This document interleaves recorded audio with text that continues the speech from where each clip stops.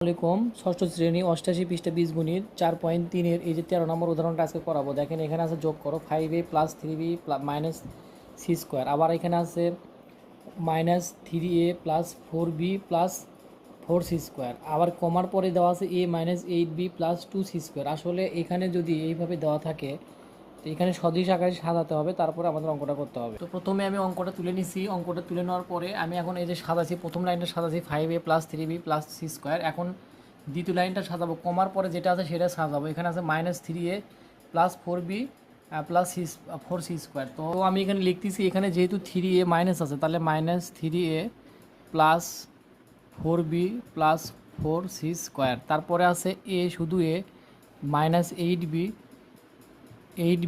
Plus 2c square. যেহেতু যোগ তাহলে আমরা সব যোগ করে দেবো। যোগ এখানে 4 আর 2 হচ্ছে 6 আর একটা সি স্কোয়ার, মানে 4টে সি স্কোয়ার 2টা সি স্কোয়ার, 6টা সি স্কোয়ার একটা সি স্কোয়ার, তাহলে কত হলো 7c স্কোয়ার। এখানে প্লাস হবে।